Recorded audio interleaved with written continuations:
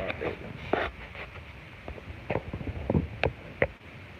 Make sure we. I bet everybody's like, why in the fuck is he never ready? Boom. There we, oh, that is a crispy picture. I like Yeah, that. it is. Technology is good. Alrighty. Oh, alright, alright, alright. Right here. Make sure I can hear. Okay, yep. We good. Alright, hit that like button as you come in today. Hit the like button. And today, as you see in the title, we're going to have a conversation about your Second Amendment and are you ready?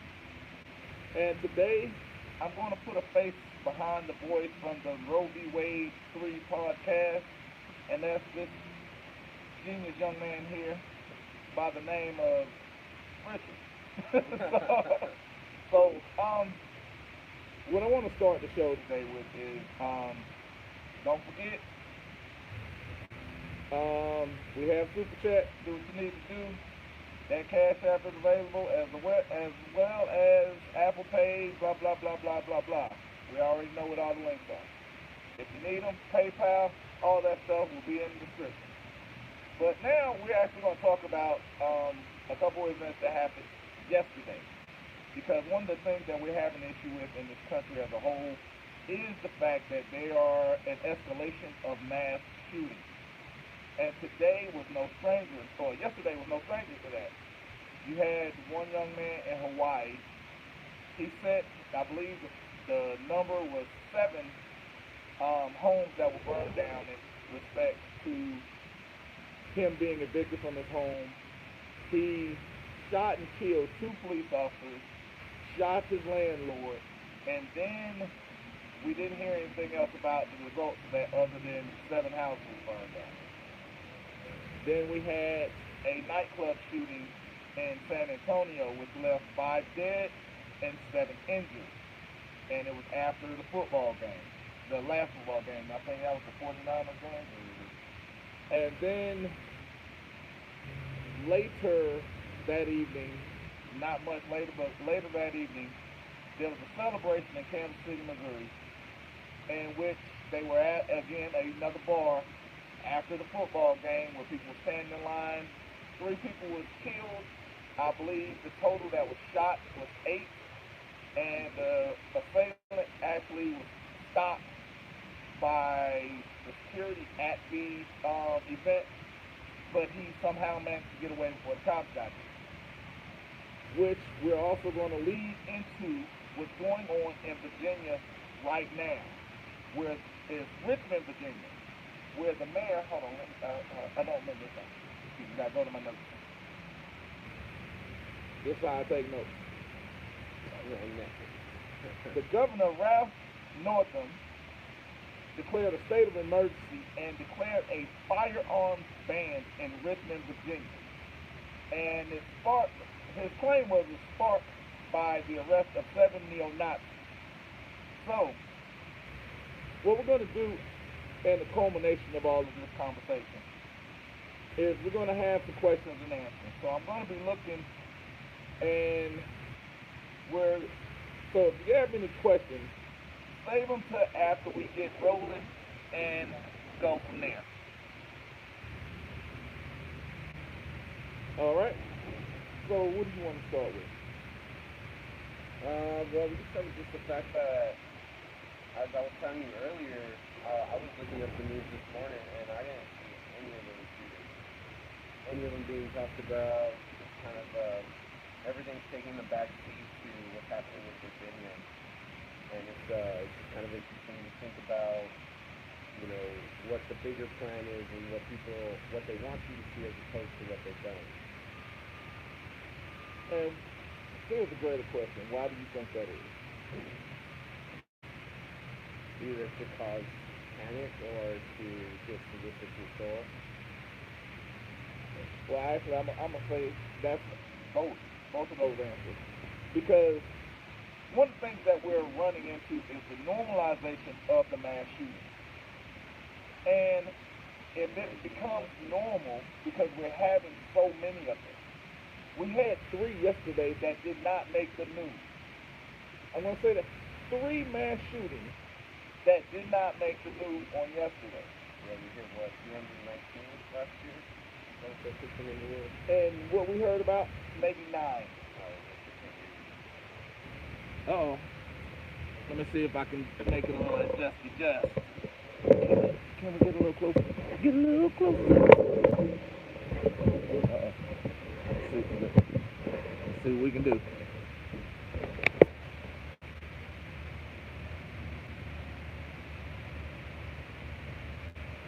Testing 1 2. Testing 1 2. Can you hear it? It's actually still kind of low though. So we might have to re-air this, but this is what we got for right now. So I don't want to have a lot of distance. Yeah. But to get both of us on, this is probably how we gotta have it set up for right now because of where I'm at. The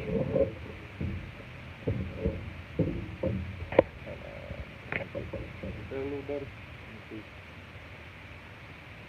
Yeah, now we gotta lean over and look at each other. Mm-hmm. All right. Just touch each other, they'll be alright. We like each other. Exactly. Mental health is the future of policing.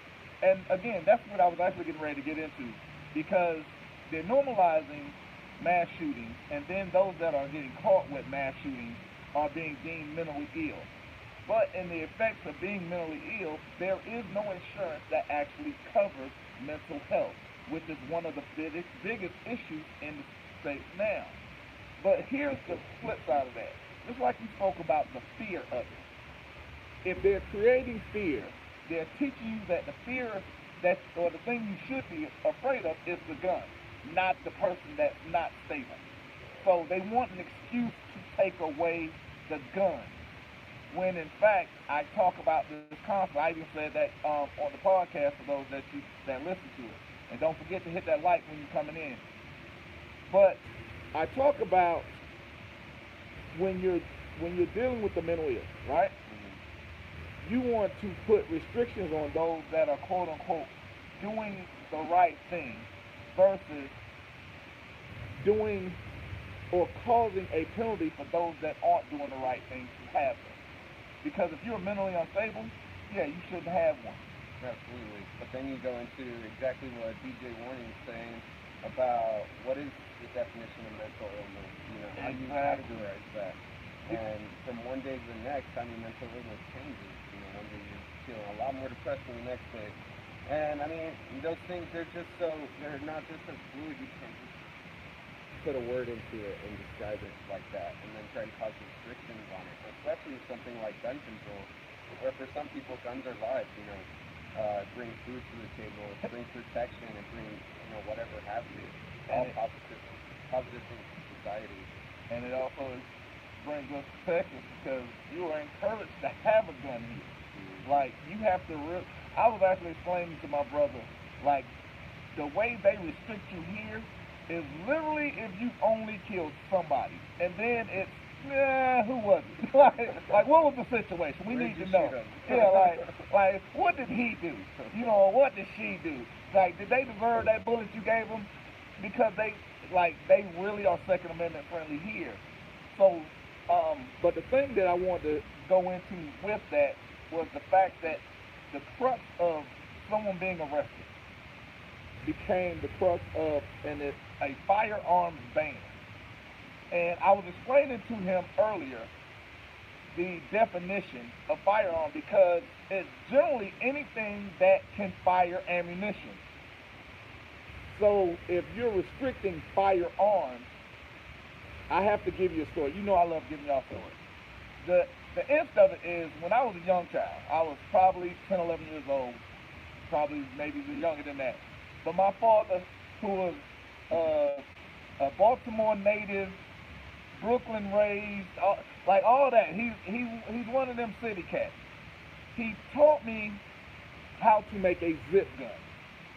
You don't need a whole lot of stuff to create a zip gun.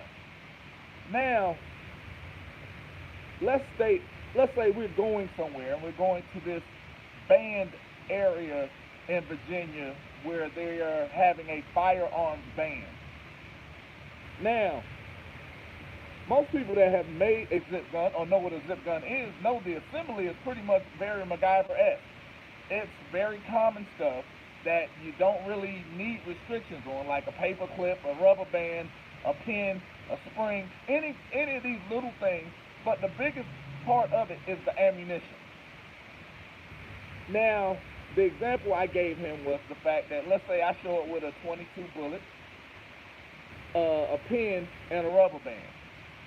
According to their guidelines, I can then be arrested because of the firearms ban. Because technically, what I have, I can create a firearm, or I can actually use something that goes under the definition of firearm. And these are the things that where I spoke about with him, as well as the conducting of martial law, because that's all this is. When you're taking a city and saying, you know what, this entire city is not going to have guns for today, because I think it's only for today. But there is an outer limit. Those that are within those limits are restricted to the firearms ban. And that brings me back to the Boston Marathon, where you had this young man that had set off a bomb during the marathon at the finish line, I believe. And then for 3 days, the city of Boston was on lockdown because they were under martial law. In the midst of that, they had curfews, and then they had restrictions on when and where they could go, if they could go at all. That's what Virginia is putting in, Richmond, Virginia is putting in place today. And now we're having the discussion of these guns are dangerous because of all these people that are being later labeled as mentally ill and not addressing the fact that they are mentally ill, or addressing the fact that the guns are working. And generally the people that are having these mental breakdowns, that are using these guns that are working, are not licensed to have them. They are not in a position where they should have them. And they're generally using other means in getting them, because they're not going through the 3-day waiting period or 7-day waiting period or 10-day waiting period. Whatever the fuck the waiting period is, they're not going through it. But they're still looking for legislation to say, you know what, you have this type of firearm, we're taking it. And that's even one of the stance that was made by a presidential nominee, or what would you call him? That, yeah, a potential presidential candidate here in Texas, where he spoke about, you know what, we're going to take away the gun, and not addressing the actual issue of it. So, with that being spewed out, what are your thoughts on just that aspect of it? Well, it's a blanket covering of just everybody's problems, basically. And if we address the gun violence, then there will be no murder, for example. It's that kind of thought pattern that puts people into this ill thinking of what really is the problem. And you said it perfectly. It's not the guns, that's killing people. It's people killing people. And it's not till as a society that we start to embrace mental health and start to support one another towards that journey that we'll start seeing, mass shootings declining, and that we will, have less than triple digits of people killing people in the 10 to 20. I was just thinking about how the one guy in Las Vegas, the mass shooter last year in Vegas, how he was able to get, 26 guns into his hotel, and none of the security cameras were able to see him. But he was mentally unstable, and he was able to pick up guns from numerous facilities. Whether it was from department stores, or he was also getting them from gun rallies, or what are they called? Gun shows. Gun shows. Yeah, where it's completely legal to get a gun that way without any background check, without any mental health screening, which, as it should be, this is the land of the free. This is where we have these opportunities to have these kinds of things. But of course, we need to see it more as a mental state of like, hey brother, where you at? You know, what do you need with this? How can I help you? You know, just living more for the humanity as opposed to the individual. Now, here's the crazy part about that. Now, let's say those questions are asked. Hmm. At what point are we willing to give up our actual privacy? Because if you know my medical history, Right. what stops you at just talking about my mental health? What stops you at, just like when we were talking about Roe v. Wade, Hmm. where is the line drawn? And unfortunately, just like one of the people down here said, you know, Boston was the dry one for martial law, but at the same time, we still have no real definition of what is a mental health issue. Because I even spoke about one of my cousins. I used to refer to him as retarded. Hmm. However, when it was time to go somewhere, he knew more about how to get around than I did. He knew where to go, how to go, where not to go, which were the most important parts of where we were going. Yeah, he was that. Yeah. So All right. it doesn't say, okay, well, he has a low IQ, so that makes him mentally ill. So he can't do a bunch of things in his life, right? But if But. now you also have these people that have things like autism and Down syndrome, and they're functioning. Hmm. Okay, what is the level of functioning? What do we deem as functioning? Right. Because if you're asking me about my mental health, you're literally asking me about my medical status, Yeah. which now allows you to, because they don't just say, okay, here's my mental And it's evaluation. not even just your medical status, it's just how you live your life. It's a complete, breakdown of privacy. But I have a little thought experiment for you on this then. Okay. Let's take it back to nature, as I do. Yes, sir. Now, Oh, hold on. And this young man. The reason why I call him a genius because he's going for your master, bro. I finished, man. Oh, I'm sorry. I'm sorry. I'm disrespecting. I'm disrespecting Dr. Richard. Nah, not doctor yet. Not yet. Doctor. You got a couple days. I still got.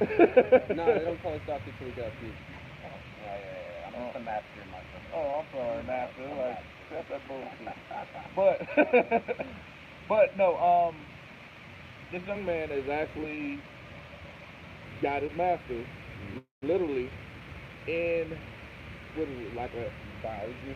biology. Biology. Now we've done podcasts with other people in the past, and generally everything I speak about, he generally takes it to nature because there's an association. Because just like everything I tell you, we have a process. The process originates from somewhere. He finds a means to adapt that process in something in nature. Because every process we go through, there's a natural effect from it.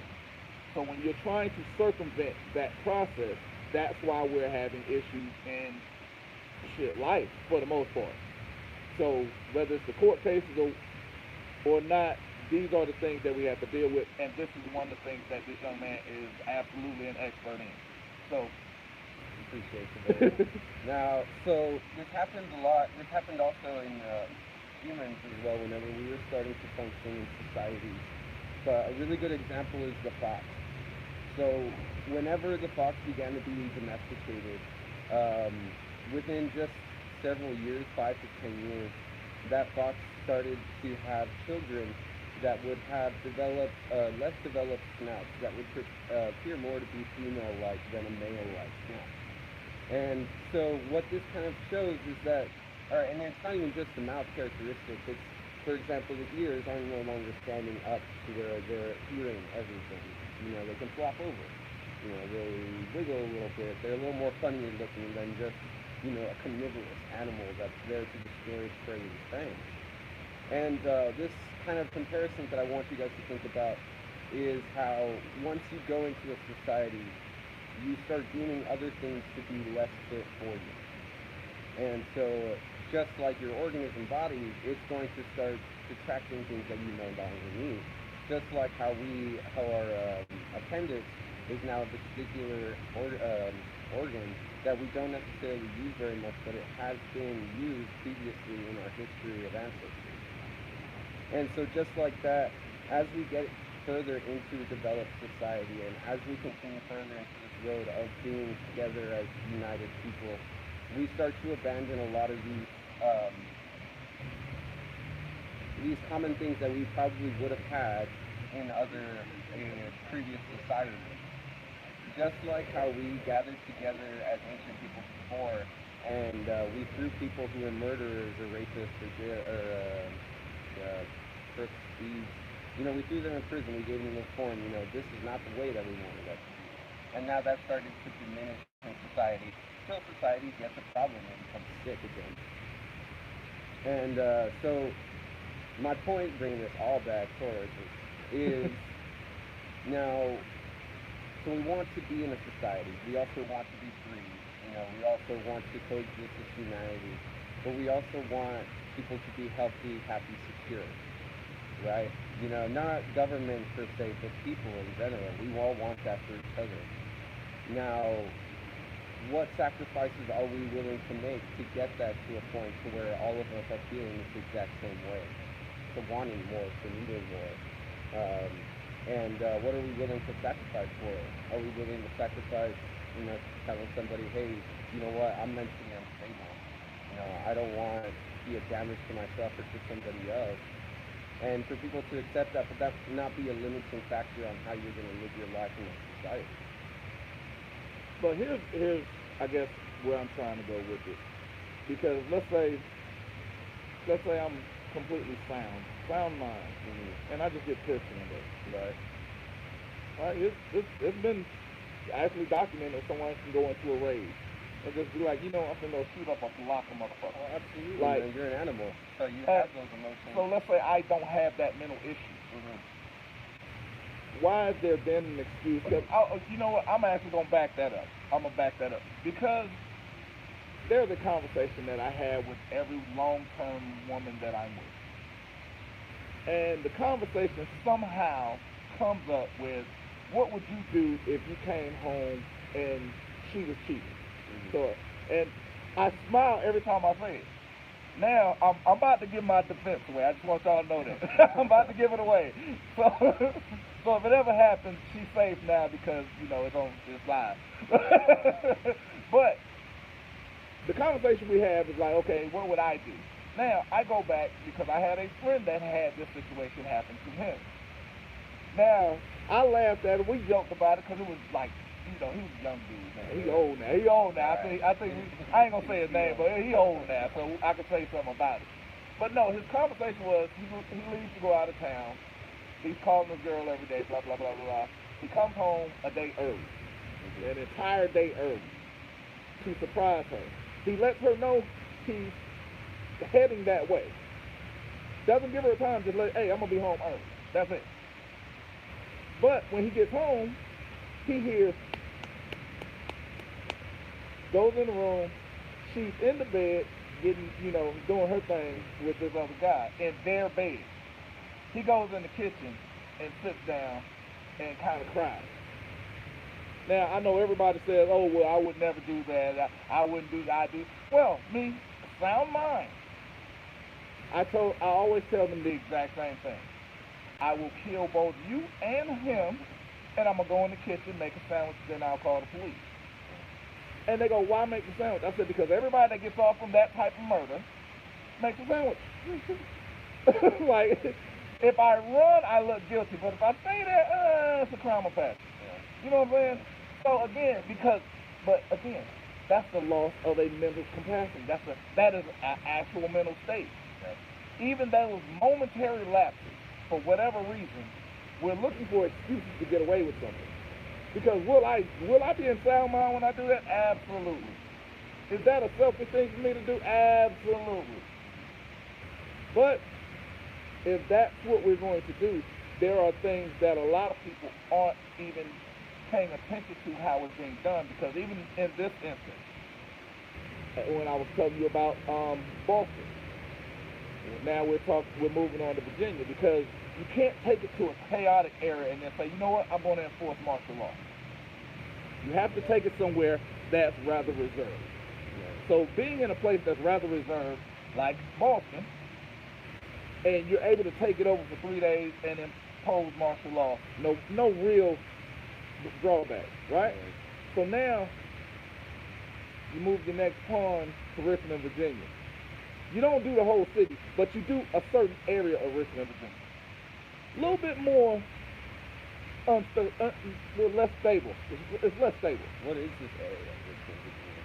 It's generally it's an area around the capital. Okay. So basically downtown. Basically places you couldn't have a gun anyway. Exactly. But they're imposing it in such a way where they can now leave it open to interpretation on what a firearm is, what a weapon is, and because he imposed this ban, they're now easier means of generating revenue because people that come inside that zone, whether it's a working person, because just like here's the greatest thing. Let's say you're a person, you ride to work every day, you carry your gun in your car. Why? Because that's what we do in Texas. We keep our weapons with us. So now you go inside, you work inside the zone. You don't even pay attention to this crap that's going on, right? You're at work. That weapon is now inside the zone. Even though it's lawful for you to have it, now they confiscate it from you, and then now you have a criminal record, so you can't even get it back. Then they're just gonna either sell it or why? Because you spend time in jail, they get paid for that. Yeah. You got to pay to get out, they get paid for that. They sell your property, they get paid for that, and you get penalized because now you are left in a position where you can't even protect yourself. And just like I talk about the art of war, one of the master things in the art of war is to take from the enemy and use their weapons against them. You allow them to make themselves weak. This is the chess move that they're being worked on. This is what we're not paying attention to. This is why when we're not fighting back, these are the things that start happening. And let's say you're a person that don't believe in guns. And you say, I don't give a shit about the Second Amendment. Damn that, I don't care about that. Get rid of all the guns because I don't have one. That doesn't bother me, it doesn't affect me. Right. But if you give up that right, what other right are you willing to give up?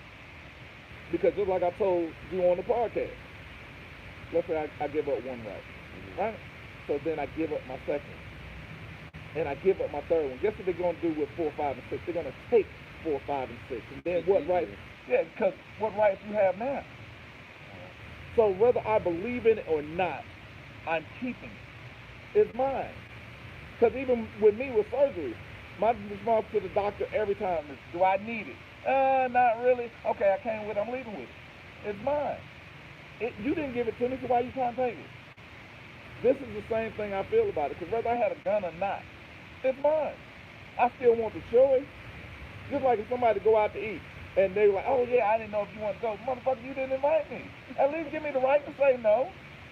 Yeah. Oh, well, you're allergic to seafood. So, let me tell you, no, I don't want to go. Maybe I want to feel it today. I want to be included. It's mine. Let me, because see, we're in a where we have more followers than we do leaders. And then the leaders are getting afraid of not being PC. Oh, well, I can't say this. I can't say that. I even had a bastard last week tell me, am I future-proofing my videos? And I was like, how in the fuck am I going into the future to future-proof my videos? Because people are literally going back 10 or 15 years and trying to punish people for stuff they said when they were teenagers. Are you kidding me? They are 30 and 40 years old now. If you're mad 10 years from now, so I don't care, because it's not going to change what it is that we're talking about. Because, in fact, if we don't talk about it, because even I love Tupac. Everybody know I love it. When I was playing ball, that's all I listened to. When Pac died, I cried. I ain't gonna lie. When Pac died, I cried. Because the one thing I lived and breathed with Pac was the fact that he spoke about. He said, if I keep talking about how dirty it is, I'm not gonna be the one to clean this up. But if I keep talking about how dirty it is, somebody's going to step forward and do something about it. The problem is the people that are stepping forward are discovering revenue, and they're becoming part of the problem. And then you have people that don't want to fight. They're becoming part of the problem.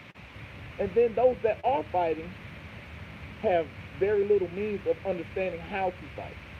Or what the battle is. Exactly. So now you have a very minuscule part of people that are fighting back, that are looking for, that are trying to plant their feet and do it at least the right way. And colloquialism I used before was the 300. Because you remember when they went to go into battle, everybody wanted to fight. Yeah, let's go, let's go, let's go.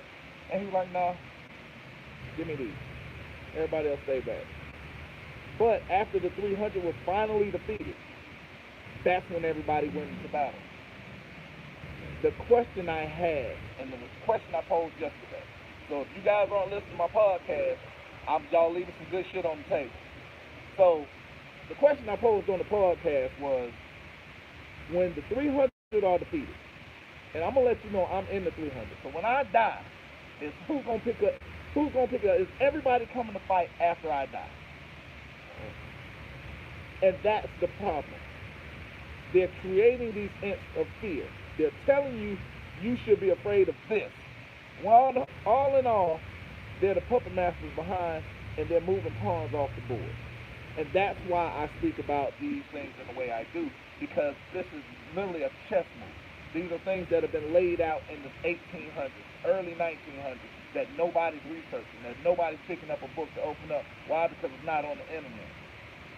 And then things that are being placed out there, people are kind of overlooking because it's only one or two instances, or it's a conspiracy theory, and so it's therefore fake. Because again, now it's a conspiracy theory. Why? Because they want to keep hands over here while pointing to something else.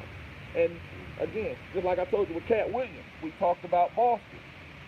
When we talked about Boston, was the fact that we never saw the actual bomber.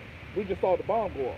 Yeah. We never knew who the bomber was until after they had told us the bomber was there. This is where he at. He went to school here, and now he's in a boat. They shoot up the boat, and we never saw that person. None of that. Like, all we saw was the boat. Yeah, I remember just distinctively just happenstance that 3 days later they find the security cam of all these three guys. And like, oh yeah, now we're gonna arrest them. Now we're gonna but now they're dead. Yeah. You understand what I'm saying? Because they're telling us that, because that was a joke from Cat Williams. He said we knew who the bombers was because they told us who the bomber was. We knew the bombers were in the boat because they told us the bomber was in the boat, not because we saw him. And even now we'll see things, and they'll tell us, no, that's not what you're looking at. And I'm like, I saw you see me see you. You understand what I'm saying? And these are the same things that people are doing. Why? Because even when you talk about the biblical, I talk to my biblical people every now and then. But when you talk biblically, most people never understood the pretext or the concept of good versus evil. Because everybody thought, oh, the fight is for your soul, the fight is for your soul, the fight is for your soul. No, it's not. It's never been for your soul. No, that's the individualistic thought of like, I'm just gonna save myself. Exactly. The thought is for your mind, because every time Jesus was challenged, he wasn't challenged for his soul, he was challenged for his decision making. Mm-hmm. Because that is the one thing we have, even if you believe it's predestined. Your predestination is done within your decision. And even your destiny can be changed through decision making. Because even little concepts, because I love to watch movies, and I love to associate certain things to certain aspects of life. And one of the aspects of life I talk about is Marvel. Because even when you look at Endgame, everybody talks about the predestination that was going on. Yeah. Right? So even when they went back, oh, you can't mess with that line because it's predestined to do this. And Banner talked about, okay, here's how if you change that line, you still have that line, but it's two. But now you can actually go right back and create a secondary string that exists without the first line. That is a change in your decision making. That's why they always talk about forgiveness. Because as long as you keep on that first line and you see all the disaster that's happening and that's coming. Because generally, when you see something fucked up, there's not one fucked up thing that's coming. It's like 10. And you can kind of see it rolling downhill. That's why they always say shit rolls downhill. You rolling downhill. But what happens if you stick your arm out and grab onto them rocks? You can actually change your course. But you have to stay, what the Christians say, get right and stay straight. Those are the same things that you have to do with your decision making. These are the exact same things that they speak about in their little instances. Mhm. And then, just like I talked about before, when you're dealing with the change in your mindset, even Vision spoke about it. As you're building toward these things, they're talking about conspiracy theories. They're talking about all this other stuff. But again, it's a chess move because words have power. Because now you can make a lie the truth and the truth a lie. Why? Because not enough people are talking about the truth, and the lie travels faster. Because it's easy. You don't need to research the lie. But the truth that actually carries weight, you got to bring proof of it. You got to tote it. You got to bring it with you. And then as you're bringing it with you, you're getting a little strong. Because every time there's some resistance, you get stronger. And It's getting Vision, to the point where it's opposite though now. exactly, You can have facts through your lie. exactly. And here's the greater part, because even Vision talks about, as we're fighting and carrying this truth, our very strength invites challenge. Yeah. And then what happens when you have, because I tell everybody, oh, the pressure's on, pressure makes diamonds, right? Right. Because Yeah, pressure heat. Yeah. you understand what I'm saying? So yeah, I want that pressure because I'm a diamond. Let's get it. I invite it in. I want it. Those are the type things that are needed. Because my brother used to always say, iron sharpens iron. Okay, that's pressure. That's resistance. There's something that's going there that's changing. Yeah, man, how There, you stay sharp, right? and these are the things that a lot of us are missing because we're not willing to fight. We're not willing to have that resistance. We're not willing to, as the Christians say, go through the fire. They'll go to it, but they won't go through it. No, man, we have weak people. We're in a weak time of civilization. Just like that quote is of, what is it, bad times make strong people. Yeah, yeah. And then easy times make weak people. We're in easy fucking times right now. We're about to be disrupted though. Yeah. Things are gonna happen pretty quickly. Especially just within this year with all the drama that's about to happen in our country. We got our elections coming up. Yes, 50% absolutely. of the United States is going to be upset no matter how it goes. Absolutely. We're running into a recession.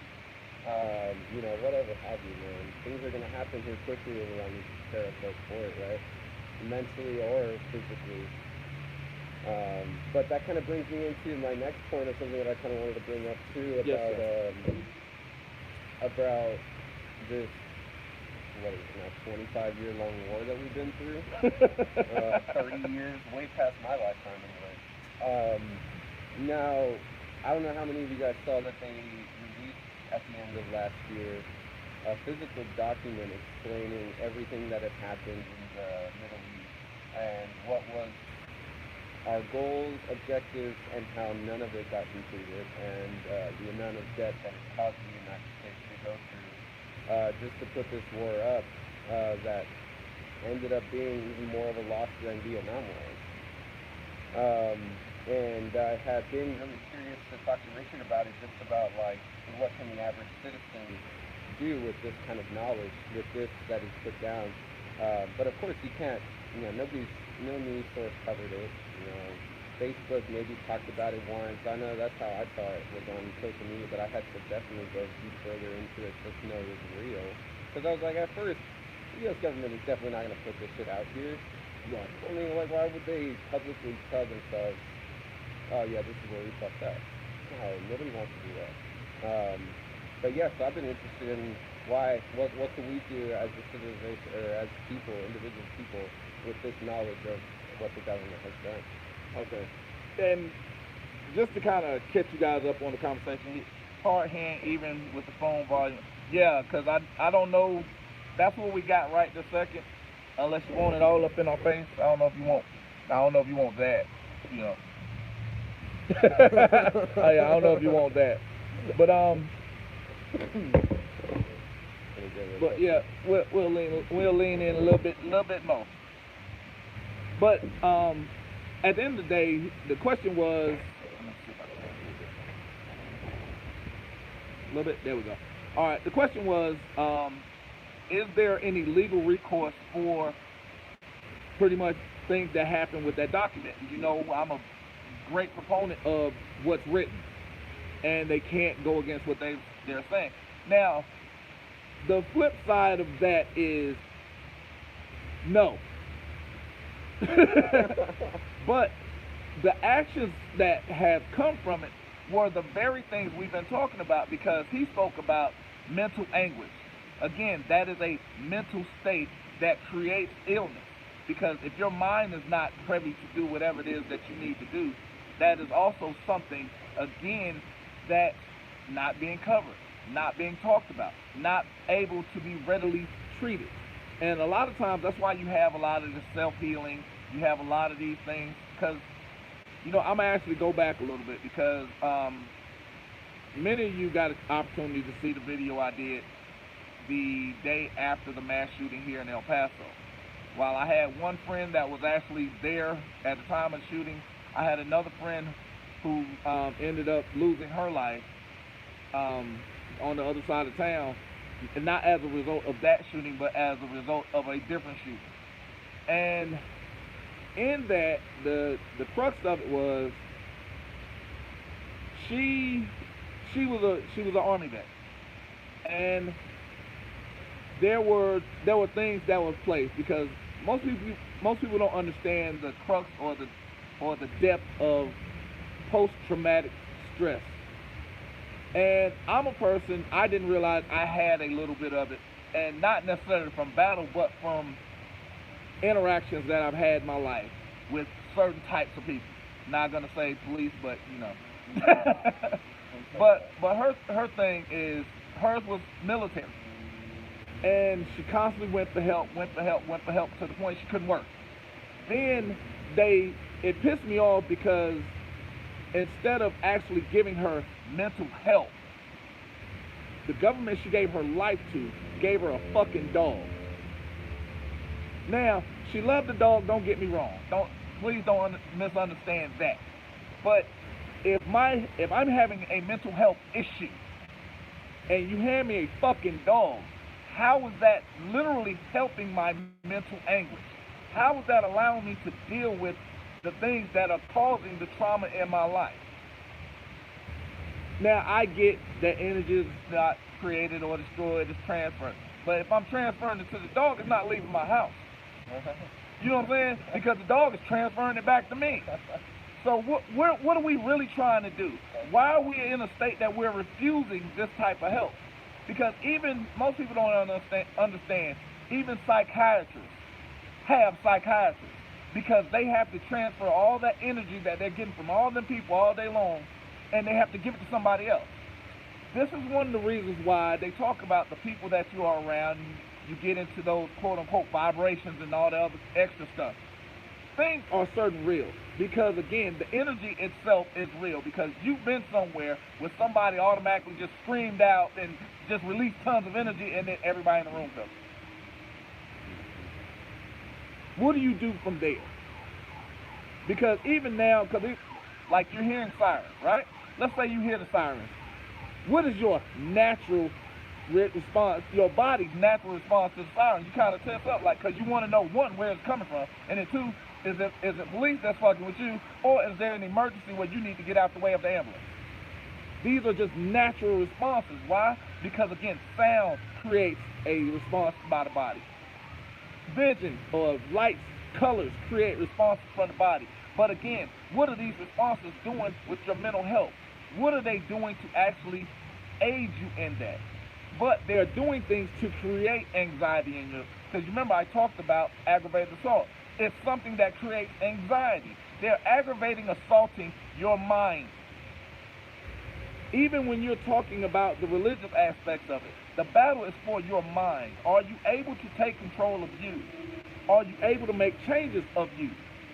Because even when you're talking about these court cases, you're sitting up here, you're put so much on the defense that everybody wants to tell their side. And it's the one thing that pisses me off more than anything else, because nobody gives a shit about your side.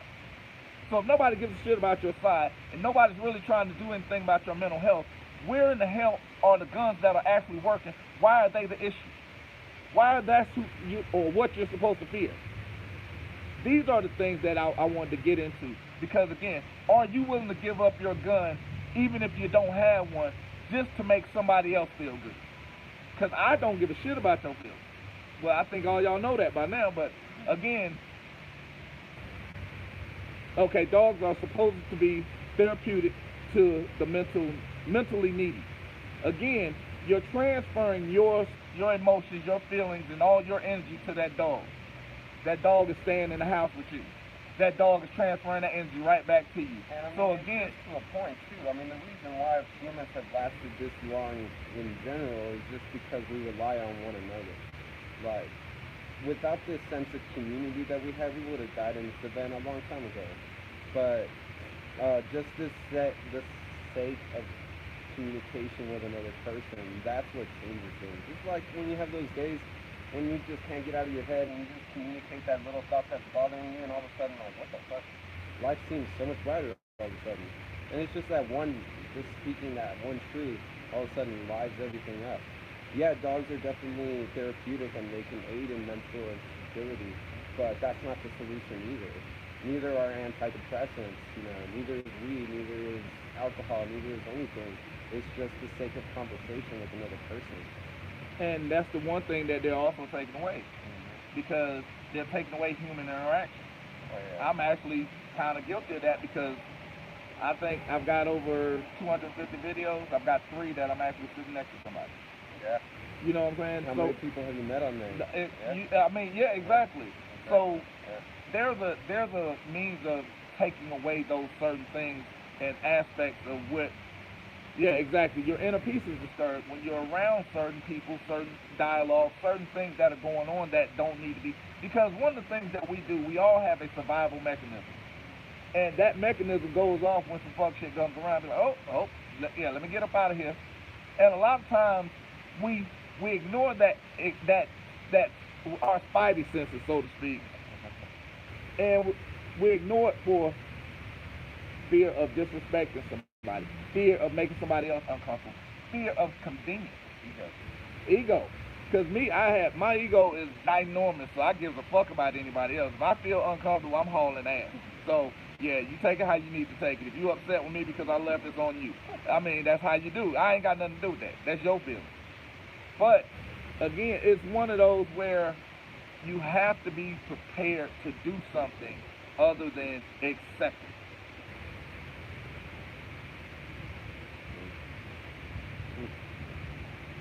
He said, I thought everybody brought their guns and ammo in 2011 to prepare for 2012. Yeah, I gotta call it. I gotta hit the work. Bro. All right, well, I appreciate you guys. And Richard, thank you, Doctor. Soon to be. Thanks for having me. And I'm also going to tell y'all something. I'm going to give y'all some real shit. If you notice that my podcast, while going a little longer, sounds a little better and you can get a little bit more emotion out of me, this is the dude you can thank for that. Because he's the one that told me, like, you know what, fuck that. Give him what you are. Don't mask anything. Don't take out the passion. So that's the guy. And y'all can thank him. Appreciate y'all. And I'll see you guys in about an hour. So be ready. Question and answers. Hey, and hit that donation button. Cash App. PayPal. And we out. Uh-oh, wrong one. Awkward.